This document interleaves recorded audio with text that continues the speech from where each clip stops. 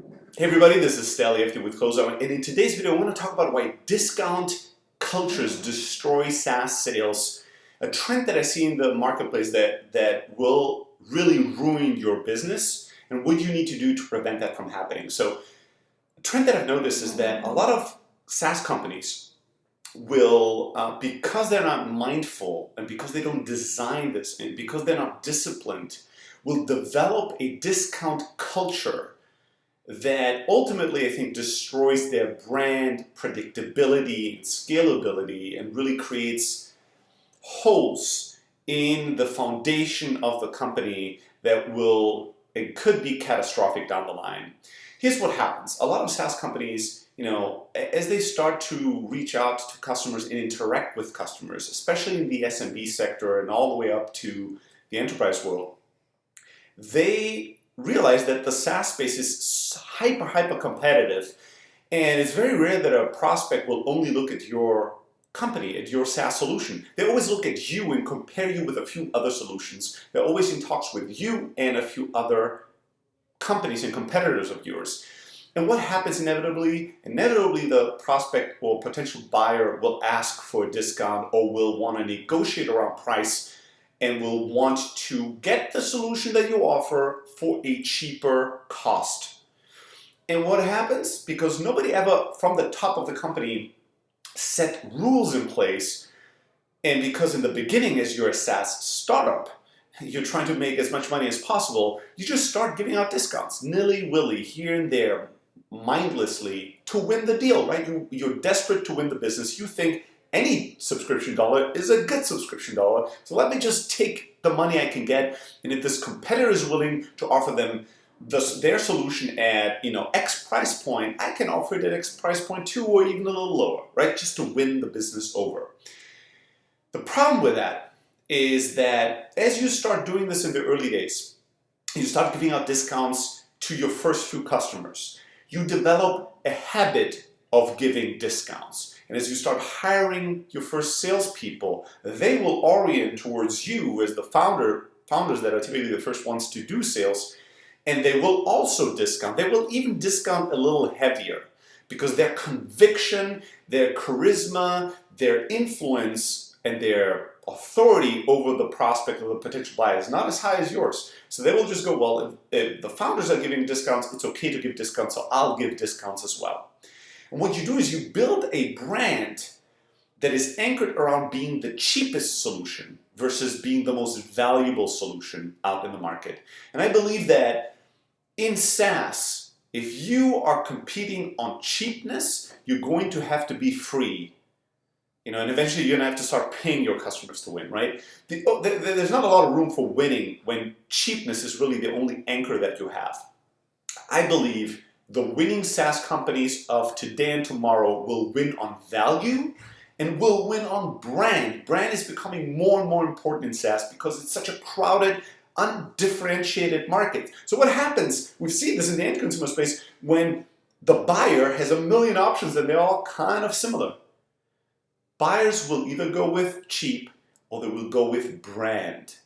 So in SaaS today, you want to build a brand, and you can't build a brand if everything you do is constantly compete on price and on cheapness, on winning on being lower in terms of cost. You need to win on innovation, on value, and on brand. Giving lots of discounts will destroy your brand in the SaaS marketplace. Giving tons and tons of discounts will create a poor sales culture. Your salespeople will turn into transactional salespeople. They will just try to offer information to the buyer and then give them whatever they're asking for to get the transaction going. They will not build up the muscle and the skill to sell on value, to sell on brand, to sell on strength. They have a strength-based sales approach versus a weakness-based sales approach. So your salespeople will always go and always use the easiest tool available to them to get the money.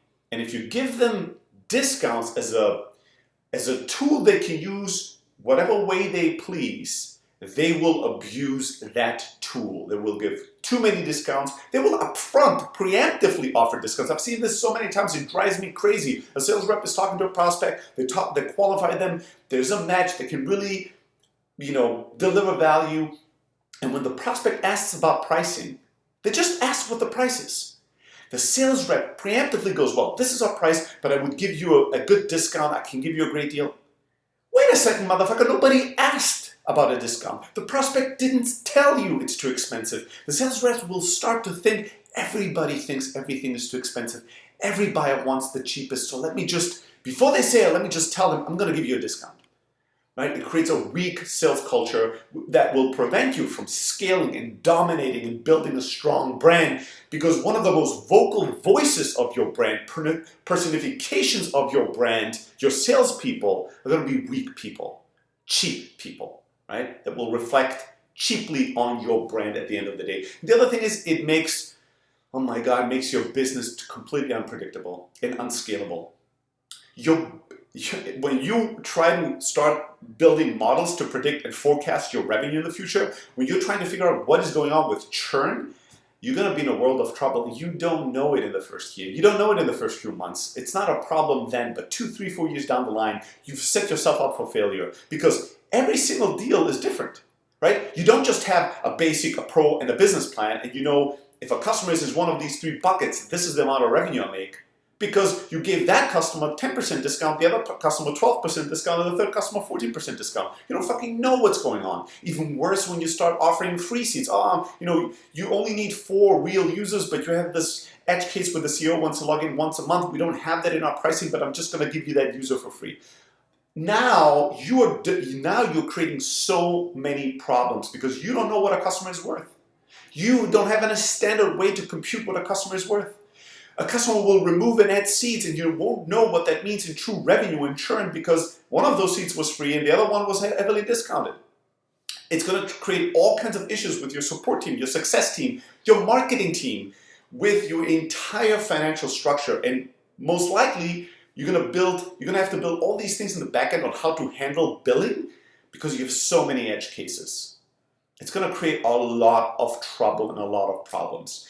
So, as you've noticed, I'm not a fan of giving a lot of discounts. I think it's a very bad idea, and I see all this discount culture in SaaS, and I have enough of it. I want you to stop doing that, right? Now, there are exceptions, and the biggest exception I can think of is the enterprise world.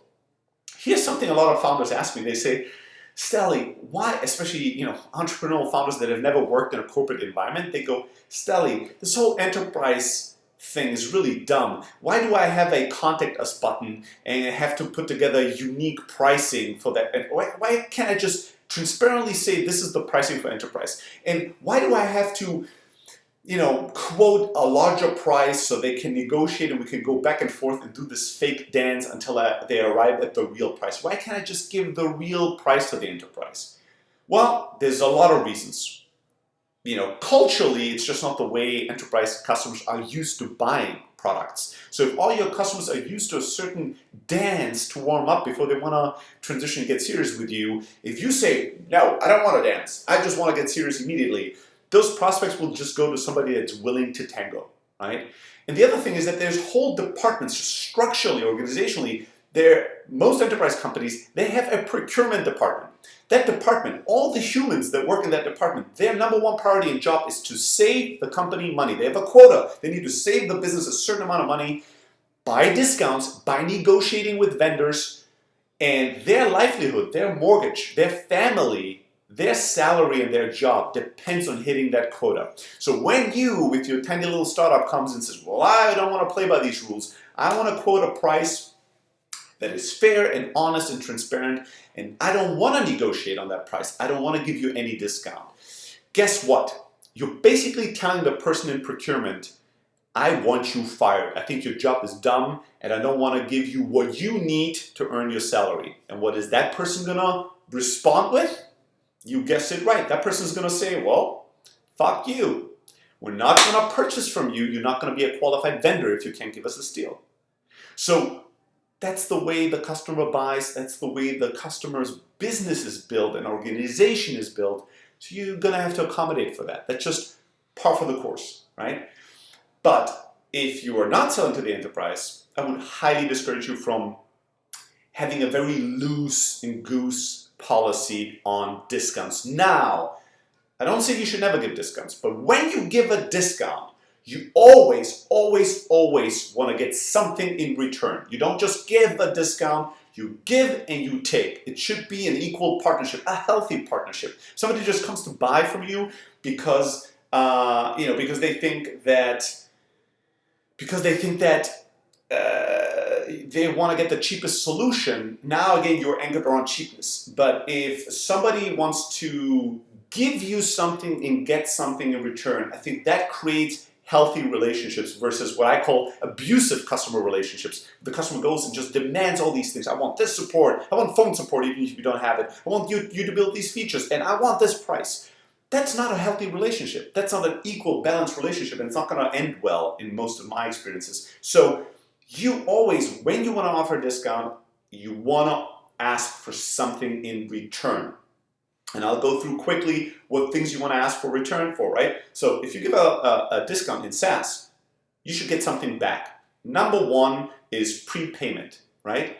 Cash flow. So instead of paying us every single month, you sign a contract with us and you prepay for the entire year, you get 10% discount. You prepay for 2 years, might get 15% discount or 20% discount, right? You prepay, you're giving us the gift of predictability and cash flow. You deserve something in return. That's a fair exchange. In some cases, you might have the customers that can't prepay. They don't have that amount of cash reserves to commit in that sense. So alternatively, they sign 1 or 2 year contracts that are paid month to month, but they're still giving you a long-term commitment. They're telling you, although you are a SaaS business, although I can pay on a month-to-month basis, I'm not going to cancel for 2 years. I contractually agree to pay you for at least 24 months. That gives you predictability, that decreases your churn. That's value. What they get in return is a little bit of a better price. That's fair. Case studies. I'm going to give you a discount if you're on a prepaid or on a month-to-month contract, and if you give us a case study. If you're going to be the type of customer that's going to spend 2 hours with our sales team 3 months into you using our platform and being a customer to put together a case study, or to work with our marketing team to do some co-promotion. Ask for something in return. Referrals and references. We want you to give us a review on this platform. We want you to connect us with 4 people you know in the industry that should also be buyers of ours. Always ask for something in return when you give a discount. That makes it a fair deal. They get something, you get something. That's a good idea. That's a good deal for both sides. And then you want to standardize the way you do discounts. It can't be that salespeople can come up with these unique deals for every unique case. The reason why that makes sense in enterprise is because an enterprise deal might take 18 months to close and might be worth $2, $3, $4 million. You're not going to have thousands of these. Yeah, they're not self-serve. They don't go and upgrade and downgrade, and they don't do any of that. So because of the stability and the size, and because of the low quantity of these deals, you can customize the deal. You have to customize the deal in most cases. In SMB, you need to be absolutely standardized. There's 10% for this, 15% for that. That's it. There's no 12%, there's no 14%, there's no three free seats, 1 business seat on the basic plan and 2 seats on something else. It's gonna kill you. And the other problem with that is that if you give somebody a drastic discount and they purchase from you, all the people they're going to tell about you, they're going to tell that they got your solution really cheaply. So now you're getting more prospects and more customers that want a ridiculous good deal. Or even worse, what I've also seen is one of your sales reps will give a bigger customer, even in the SMB space, like a really, really aggressive deal because they negotiated really well with you. And then 2-3 months later, you negotiate with a little bit of a smaller customer and you tell them, or your sales rep tells them, this is the best thing we can do. We can't go any lower. This is the highest discount we can give. And then eventually that customer talks to the first customer and realizes that other company pays a lot less for your solution than we do. And then they're going to get really fucking pissed, and rightfully so, because they feel betrayed, they feel treated poorly. They also feel like you lied to them, which you did. And it's going to create a lot of issues. These people, because they're so hurt. They're going to be really loud and really aggressive and really disruptive in the way that they communicate with you and the world how shitty your company is. Again, going back to brand. So you can't have flexibility and customization when it comes to discount. Standardize it. 5% for this, 10% for this, 15% for that. That's it. Cut out all the edge cases. But, Stelly, what do I do when a customer tells me they're not going to buy if I don't give them a bigger discount? You have to draw a line in the sand and know that in those cases, they should just not be your buyer, right? We have told thousands of companies by now, no on whatever price they want it. This is the best we can do for this in return. Take it. We hope you take it, right? But the unsaid part is, I'll leave it. And not everybody will take it. But you know what the funny thing is? Not everybody will leave it either. People, I can't tell you, I don't know the number, to be honest. I haven't tracked that number perfectly, but anecdotally, I can tell you that about 50% of the time when a customer tells me, this is outrageous, we will never buy at this price, you suck, I'm going to go with your competition, about 50% of the time, they are still going to come and buy. It's a 50-50 thing. And it's so funny. It's a funny experience the first time around, and it's still funny the 100th time around. I'm always mind blown when somebody is actually screaming and fully committed, tell me this is the price and not a cent less, not a cent more. This is the only way I'm going to buy. You better give me that. And then when I tell them no, it's always funny when they come and buy anyways. It's just the way they negotiate. It was just the way they tried to do the best for themselves and their business. You shouldn't be mad at them. You shouldn't be like, this person was lying to me. It's just the way they know how to try to, get the best deal for their business. Good for them. But just because somebody screams, or just because somebody tells you they're not going to buy because you're not giving them a discount, doesn't mean they're not going to do it, right? All right, so this is it for me. Make sure, if you haven't yet, to go to blog.close.io and subscribe. And if you want to talk discounts and discount culture, shoot me an email, stelly@close.io. Always happy to hear from you. Until then, let's go get them.